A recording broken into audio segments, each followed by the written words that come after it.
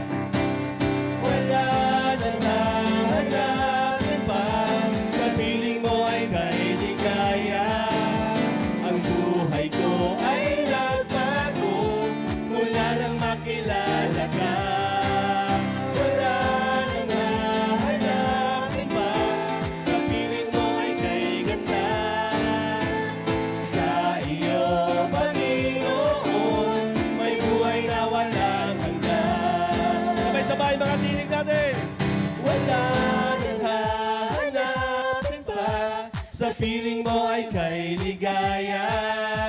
Ang buhay ko ay nagbago mula nang makilala ka. Wala nang hahanapin pa. Sa piling mo ay kay ganda. Sa iyo, Panginoon, may buhay na walang hanggan. Sabay-sabay! Hallelujah!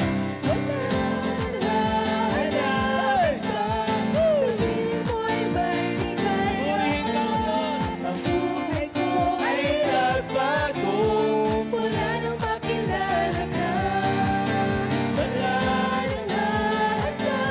pa. Sa iyo, Panginoon. Minsan pa, sabihin natin sa Panginoon, wala nang hanapin pa. Wala nang hahanapin pa. Sa piling mo ay kay ligaya. Ang buhay ko ay nagbago mula nang makilala ka. Wala nang hahanapin pa. Sa piling mo ay kay ganda. Sa iyo, Panginoon, may buhay na walang hanggan. Sa iyo, Panginoon, may buhay na walang hanggan. Sa iyo, Panginoon, may buhay na walang hanggan. Amen. Hallelujah. Palakpakan natin ang ating Diyos na buhay. Hallelujah. Yes, Lord. At nang siya'y alisin ng Diyos, si Haring Saul po yung tinutukoy dyan, inihalili si David. So ito po, upang maghari sa kanila. At ganito ang patotoo ng Diyos tungkol sa kanya. So mismo ang Diyos ang nagpatotoo tungkol kay David. Sabi dito, natagpuan ko kay David na anak ni Jesse ang lalaking nakalulugod sa akin. Isang lalaking handang tumupad sa lahat ng iniutos ko. So, tinan niyo po, no? Napaka, talaga na, mismong yung karakter ni Haring David, no? Bakit sinabi ng Panginoon na ito, yung lalaki o ito yung tao, talagang nakalulugod sa Panginoon. Sabi po sa ibang translation, sa ibang Tagalog translation, at nang siya'y alisin niya, ay ibinangon niya si David upang maging hari nila. Na siya rin namang pinatotohanan niya at sinabi, nasumpungan ko si David na anak ni Jesse na isang lalaking kinalulugdan ng aking puso. So sinabi ng Panginoon, kinalulugdan ng aking puso. No? Napakasarap sa pakiramdam, no? Mismo ang Diyos ang nagsabi na kinalulugdan ng aking puso, nagagawa ng buong kalooban ko. So, ibig sabihin, nakita ng Panginoon sa puso ni Haring David na talagang ito yung tao na talagang karapat, na talagang nakalulugod sa kanya. No? Meron po tayong 10 karakter sa puso ni Haring David na meron siya. So ito rin po yung pwede nating i-apply sa ating buhay bilang isang Kristiyano. Di ba? Yun dapat ang unang karakter na meron dapat ang isang Kristiyano para malugod natin ang Panginoon. Di ba? Amen po ba? So wala tayong dapat ipagmalaki, wala tayong dapat ipagmataas, kundi ang Panginoon lang. Kasi sabi nga doon, kapag nagmataas ka, ibabagsak ka ng Lord, di ba? Kaya dapat magpakumbaba tayo at ito yung dapat maging karakter ng ating puso. Na sabi nga diyan, na kaya nasungkit ni David, ni Haring David, yung puso ni Lord eh. Kasi ito nakita sa kanya eh, di ba? Sa kanyang mga kapatid, di ba, pinakilala ni Jesse kay Samuel, kay Propeta Samuel, pero sa mga kapatid ni Haring David, wala doon yung hinahanap ni Lord na kay David lang. Di ba? Amen? Yun po yung una, dapat meron tayong humbleness sa ating puso. Meron tayong mababang loob o mababang puso sa Panginoon. Kasi yun naman talaga ang dapat na kailangan, yun ang maging isa sa karakter natin, ng puso pala, ng karakter ng ating puso na dapat may kababaan. Amen? So pangalawa, sabi rito, reverent. Amen. Sabi diyan, reverent, sa iyo, O Yahweh, ako'y tumatawag, sa mga kaaway ay inililigtas, purihin si Yahweh. So ibig sabihin ng reverend na meron kang pagkatakot sa Panginoon, di ba? So nakita ng Diyos kay Haring David sa puso niya na merong pagkatakot na yung parang, anong tawag dyan na talagang yung puso niya talagang hindi lang, di ba kung minsan tumatawag lang tayo, okay na Lord, ganyan-ganyan. Pero si Haring David, kahit tumatawag siya sa Panginoon, meron siyang yung pagkatakot sa Panginoon na ito, di ba? Pag sinabing reverend, di ba, na parang yung nanginginig ka pa na si Lord yan eh, di ba? Hindi lang basta-basta si Yahweh yan o hindi lamang basta-basta Diyos yung tinatawag mo. Dapat meron tayong yung reverend na sinasabi na pagka may pagkatakot sa Panginoon. Kasi Diyos yan. Siya ay nasa taas, tayo ay nasa baba. Di ba? Yun yung isa sa karakter ni David na hindi lamang siya mababa o mababang loob, kundi meron din siyang pagkatakot sa Panginoon. Ang pangatlo Diba? po, meron din siyang respectful. O yun nga, yung puso ni David, sabi dito, lingapin mo ako, ikaw ay mahabag, pagkat ako Yahweh ay nababagabag. Mata ko'y magana dahil sa pag-iyak, may hina na ako at wala ng lakas. So, ibig sabihin talagang kapag lumapit tayo sa Panginoon, hindi lamang tayo humihingi ng ganito, ng ganyan, dapat may respeto pa rin. Di ba? Sa pananalangin natin, hindi lamang, Lord, ganito, bibigyan mo ako ng ganyan. Dapat ipakita pa rin natin na yung respeto natin sa Lord kung paano manalangin. Di ba? Paano natin ano sa Lord, ihahayag or sasabihin sa Panginoon. Di ba? Dapat may paggalang, may respeto pa rin siya. Verse 1, di ba? Parang, ano pong sabi sa Psalms 27, verse 1? Tanglaw ko'y si Yahweh, aking kaligtasan, kaya't walang takot ako kanino man. Sa mga panganib kanyang iingatan, kaya naman ako'y walang agam-agam. So, yung pagtitiwala, yon isa rin yun sa talagang ni Haring David. Na sabi nga diyan, di ba? Tanglaw ko'y si Yahweh, aking kaligtasan. Talagang pinagkakatiwala niya na talaga sa Lord. Di ba? Yung puso niya, hindi lang kundi nagtitiwala talaga. Kaya walang takot ako kanino man, no? Kasi alam niya, nandun si Lord, sasamahan siya, hindi siya pababayaan. Sa mga panganib kanyang iingatan, yun, sinabi, di ba? Talagang yung kaya nga sa lahat ng laban ni David, talagang nagtatagumpay siya eh. Kasi nagtitiwala siya sa Lord, nasasamahan siya, hindi siya iiwanan, di ba? Kaya naman ako'y walang agam-agam. So walang double mind. Walang pag-iisip ng ay, susunod ba ako? Gagawin ko ba? Di ba? Kaya nga sabi ni Lord sa Acts dahil ito yung tao na susunod sa lahat ng iuutos ko sa kanya. So, amen? Walang takot kanino man, ako kanino man sa mga panganib kanyang ingatan. So, hindi na tayo dapat matakot anuman ang mga panganib na nandyan, di ba? Marami na tayong testimony sa Panginoon na iniingatan tayo lagi ng Panginoon. Saan man tayo pumunta, iniingatan tayo ng Panginoon, di ba? Yun po yung pang-apat. Yung pang-lima po, dapat ang puso natin ay loving. Nagmamahal ba ang inyong mga puso? Oh, amen.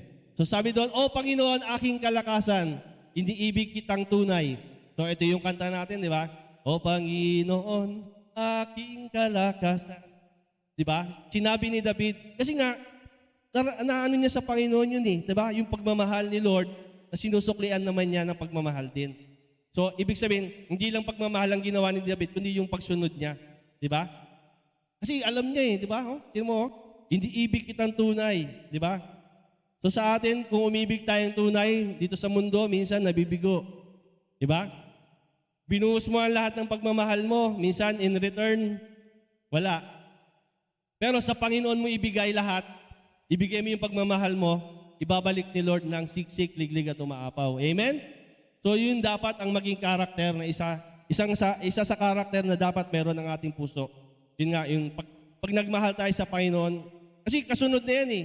Pag mahal mo ang Lord, lahat na gagawin mo na lahat na kalooban niya. Kasi mahal mo si Lord eh. Di ba? So ibig sabihin, ganun din tayo sa Lord. Kapag minahal natin ng totoo ang Panginoon, talagang maliligayahan siya. Di ba? Masaya ang Panginoon dahil mahal, anak, mahal mo ako, mahal. At tulad ni Pedro, mahal mo ba ako? Pero itinatwa niya ng 3 beses, di ba? Pero si Haring David, sabi nga, nakita ni Lord talaga na totoo yung kanyang puso sa Panginoon. Di ba? Totoo siyang nagmamahal. Hindi pakitang tao lang. So sinabi niya mismo, O Panginoon, aking kalakasan. Di ba? Iniibig kitang tunay. Yung pang-apat po, ay pang-anim po, devoted. Sabi doon sa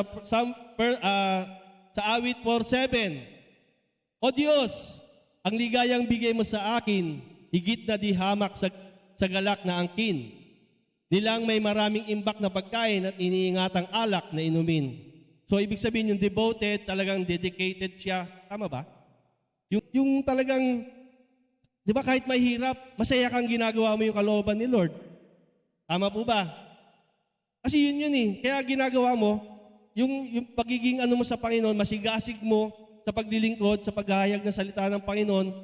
Kasi walang katumbas. Kumbaga, walang katumbas yung ibinibigay ng Panginoon kay Haring David. Kuminsan. Di ba? Dito na lang ako sa bahay. Okay naman, may online naman eh. Diba sabi nga natin na mas maganda kapag di ba? Sama-sama tayo. Kasi sila tinan mo hanggang labas. Sa Maynila, ganun din. Buong kalsada, sinakop na nila. So devoted sila doon. Di ba? Devoted sila sa ginagawa. Pero bakit kuminsan sa mga Kristiyano? Recognition. Sabi sa Psalms 9, verse 1, O Panginoon ko, buong puso kitang pasasalamatan. Ang kahangahangang ginawa mo, Yahweh, aking isa-sa-isay. O Panginoon ko, buong puso kita. Di ba? Napakasaya. Kasi, bakit ganun yung melody? Bakit ganun tawag doon? Yung music niya na ginawa? Kasi masaya eh. Masayang ginagawa o masaya si David na kinanta niya yan o maaring hindi man si David yung naglagay pero makikita natin o mararamdaman natin yung kagalakan sa gumawa ng kanta. Di ba? O Panginoon ko, buong puso kitang pasasalamat. Di ba? Kahit luma siya, pero talagang yung music niya, talagang, kasi galing sa puso eh. Di ba? Di ba sabi nga, pag kumakanta tayo, dapat galing talaga sa puso natin para mailabas natin siya talagang ng totoo. So ganun, nire-recognize ni Haring David yung mga kahangahangang ginawa ng Panginoon sa buhay niya. Di ba? Yung puso niya, nire-recognize yung mga bagay na ginagawa ng Panginoon sa buhay niya. So, dapat sa atin, ganun din. Di ba? Hindi lang tayo puro hingi. Di ba? Hindi lang tayo puro, Lord, ganito. Lord, ganyan. Dapat ihayag din natin yung kabutihan. Di ba? Isiwalat natin sa tao na ito ang kabutihang ginagawa ng Lord sa buhay natin. Di ba sabi nga doon, let your light shine before men, that they may see your good deeds, di ba? Sabi nga doon eh. Kaya yun yung sinasabi dito ni Haring David, O Panginoon ko, buong puso kitang pasasalamatan. Nire-recognize niya. Maliit man o malaki ang ginagawa ng Panginoon sa buhay natin, i-recognize natin sa Panginoon, di ba? I-ano natin siya. Bigyan natin siya ng parangal. Kasi mabuti ang Lord eh. Amen? Sabi nga, hindi tayo mabuti o naging mabuti tayong anak sa Panginoon, pero tuloy pa rin yung kabutihan ng Lord na ipinadadama sa atin. Amen? Talagang grabe, no? Kumbaga, sa karakter ng puso ni David, doon pa lang sa una, meron na tayong makukuha talaga na Di ba? Kasi kung humble ka, magagawa mo na. Kasi ito na yun eh, sunod-sunod na yun eh. Kumbaga, di ba? Sabi doon, yun nga, yung pampito, dapat talagang i-recognize natin yung kabutihan ng Lord. Ibigay natin sa Panginoon. Wala tayong aangkinin. Talagang i-ano natin sa Kanya. So, yun po. Ang pangwalo po, faithful. Yeah. Sabi dyan sa Psalms 23 verse 6, tunay na ang pag-ibig mo at ang iyong kabutihan. Sa akit tataglayin, habang ako'y nabubuhay, doon ako sa templo mo lalagi at mananahan. So yung katapatan ni David, di ba? Yung katapatan, kumbaga yung katapatan ng Lord na ipinadadama kay Haring David, sinusuklian niya. So sabi niya, tunay na ang pag-ibig mo, di ba? At ang iyong kabutihan sa saakit, tataglayin habang ako'y nabubuhay. So habang tayo'y nabubuhay, sabi nga doon, talagang yung katapatan natin sa Panginoon dapat hindi mawala. Ano man ang pagsubok na dumarating sa atin, di ba? Sabi naman ni Haring David din, na yung pagtitiwala natin sa Panginoon, di ba? Kahit anong mangyari, kasamahan tayo ni Lord. Kaya yung dapat, yung ating katapatan sa Panginoon, dapat lalong tumibay. Kasi, di ba? Sa mga pagsubok, sabi nga doon, di ba? Doon nakikilala o napapatunayan ng Lord kung gaano katibay yung pananampalataya natin. So sabi diyan, tunay na ang pag-ibig mo at ang iyong kabutihan sa saakit tataglayin habang ako'y nabubuhay, doon ako sa templo mo lalagi at mananahan. So ibig sabihin sa presensya ng Panginoon lagi, di ba? So sa atin, sa panahon natin, hindi man tayo lagi nasa simbahan, siyempre sa presensya dapat ng Panginoon, doon tayo lalagi dapat. Ba? Sa kabila ng mga pagkukulang natin, sa kabila ng mga kasalanan natin, nananatili pa rin tapat ang Lord. Di ba? So, mapalad si David dahil nagkaroon siya ng ganyang, di ba? So, dapat talagang may ano rin natin na sa ating buhay, sa ating pagiging Kristiyano, yung katapatan. Amen po ba? So, yung pagsunod. So, sabi sa Psalms 119:34, ituro mo ang batas mo't sisikapin kong masunod. Buong pusong iingatan, susundin ng buong lugod. So sabi diyan, yung obedient talaga, di ba? Kaya nga si Haring Saul ay naalis sa pagiging hari dahil hindi siya masunurin. O maaaring naging masunurin siya sa mga unang taon ng kanyang pagiging hari, pero nung huli, sumuway siya, di ba? Mababasa naman natin yung sa Samuel na talagang ano yung instruction ni Lord sa kanya, kay Haring Saul, di ba? Lipulin mo lahat, wala kang ititira. Pero nung nandun na siya sa giyera o nasa ano na siya, nakita niya may mapapakinabangan pa pala. So kinuha niya, di ba? So yun no, ituro mo ang batas mo at sisikapin kong masunod. So ito yung ano ni David, talagang yung pagiging ano niya, masunurin niya sa Lord, di ba? Yung pagiging masunurin ng kanyang puso. Kasi kaya nga siya tinawag na a man after God's heart di ba? Kung ano yung parang sa 12 disciple, di ba? Sa 12 disciple, sino yung laging nakahilig sa dibdib ng Panginoon? Galing. Di ba si John the Beloved? Kasi nga, ganun din si Haring David, talagang yung puso niya, kung ano yung instruction ni Lord sa kanya, sinusunod. Di ba? Kaya nga siya nagtatagumpay. So sa atin din, bilang isang Kristiyano, kapag yung obedience natin sa Panginoon ay talagang nandoon sa puso natin, magtatagumpay tayo sa lahat ng ating gagawin. Amen? Yung pansampu po, ito po, yung repentant, dapat yung puso natin merong humihingi lagi ng tawad sa Panginoon. Ang iyong pangako o Yahweh ay tupdin sa mga sala ko ay iyong patawarin. So, talagang kapag nagkasala si David, talagang humihingi kaagad siya. Di ba? Yung nagre-repent kaagad siya sa Panginoon. Kaso kuminsan sa mga Kristiyano, ay sabihin na maliit lang naman yung nagawa ko pero hindi natin inaano agad sa Panginoon, di ba? Pero yung sa karakter ni Haring David, di ba? Mababasa naman natin yung kanyang kwento sa Bible na nung nagkasala siya, humingi agad siya ng tawad sa Panginoon. Di ba? Hiningi niya agad. Kasi pangako naman ni Lord Pero sabi nga, hindi natin yun gawin na parang passes yung mapagpatawad naman si Lord Siya, kapag humingi siya ng tawad sa nagawa niyang kasalanan, hindi niya na ginagawa.